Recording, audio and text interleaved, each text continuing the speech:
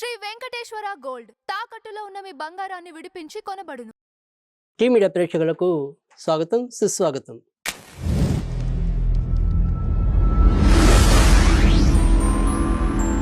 పక్షఫలాలు కార్యక్రమంలో నవంబర్ 15వ తారీఖు నుంచి నవంబర్ 30వ తారీఖు వరకు కుంభరాశి వారికి ఎలాంటి ఫలితాలు ఉండబోతున్నాయి, ఇప్పటిదాకా వీరు పడుతున్న ఇక్కట్ల నుంచి బయటకు వచ్చే ముచ్చట్లు ఏమైనా ఉన్నాయా, ఇలాంటి విషయాలన్నీ కూడా ఒకసారి మనం తెలుసుకునే ప్రయత్నం చేద్దాం. ఏదైనప్పటికీ కూడా కుంభరాశి వారికి కూడా ప్రస్తుతం కొంత సానుకూలమైన పరిస్థితులే కనిపిస్తున్నాయి.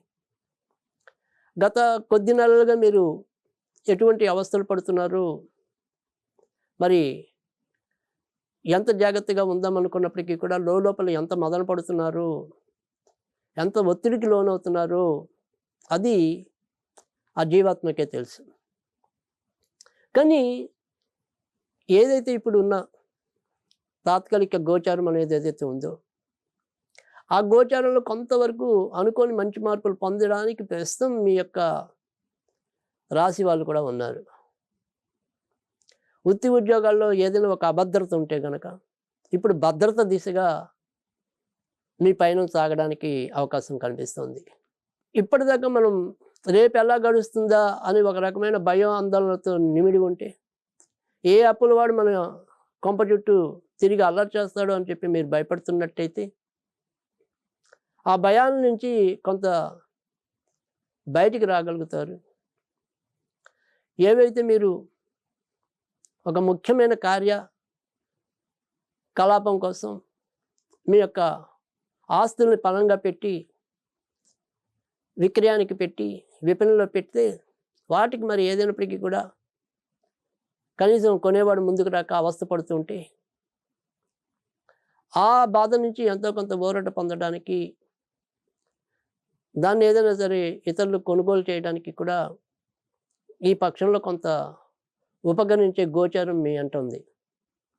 అదృష్టాధిపతి అదృష్ట స్థానంలో ఉండటం చేత, మరి వృత్తి ఉద్యోగ స్థానాధిపతి ఉద్యోగ క్షేత్రంలో ఉండడం చేత, ఇటు అన్ని రంగాల్లో ఉన్నవారికి కూడా మంచి పెరగడానికి, ఇటు ఉద్యోగ వ్యవస్థలో అంటే వాళ్ళు ప్రభుత్వ ఉద్యోగంలో ఉన్న వాళ్ళు కావచ్చు, వేరే ఉద్యోగాల్లో ఉన్న వాళ్ళు కావచ్చు, వేరే రంగాల్లో ఉన్న వాళ్ళు కావచ్చు, ఎవరికైనా కూడా కొద్దిగా అనుకూలమైన స్థితి కనిపిస్తుంది.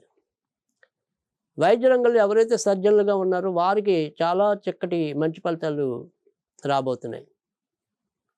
రక్షణ శాఖలో ఎవరైతే ఉన్నారో వారి యొక్క కీర్తి ప్రతిష్టలు మరింత పెరగడానికి కూడా ఈ పక్షం మీకు ఉపకరిస్తుంది. రైల్వే డిపార్ట్మెంట్లో ఎవరైతే ఉంటారో వాళ్ళకి కూడా చాలా మంచి ఫలితాలు, రైల్వే ఉద్యోగాల కోసం ప్రయత్నిస్తున్న వాళ్ళకి కూడా ఎంతో కొంత ఆశాజనకమైన ఫలితాలు రావడానికి కూడా అవకాశం ఈ పక్షంలో ఎక్కువగా కనిపిస్తుంది. కనుక ఎలా చూసినప్పటికీ కూడా ఉద్యోగాల విషయాల్లో కొంత మంచికి జరగటం, తర్వాత గృహాలకి సంబంధించిన విషయాల్లో కూడా ఎంతో కొంత అదృష్టం కలగటం, కొత్త వస్తువులు కొనాలన్నా మరి అమ్మాలన్నా వాటికి సంబంధించడానికి కొంతవరకు సరైన దారులు ఏర్పడటం, ఇవన్నీ కూడా తాత్కాలికంగా అయినా సరే మిమ్మల్ని కొంత ఊరటింప చేయగలిగే గోచారంగానే ఇది చెప్పాల్సి ఉంటుంది. సరే, ఇప్పటికీ ఏళ్ళనాటి శనితో కొంతవరకు ఇబ్బంది పెట్టడం అనేది ఒకటి, తర్వాత మరి సప్తమ స్థానంలో కేతు అనేది ఒకటి. దీనివల్ల మనకి ఏదైనా సరే ఈ యొక్క భాగస్వామి వ్యవహారాల్లో కొంత తలనొప్పులు ఉండొచ్చు.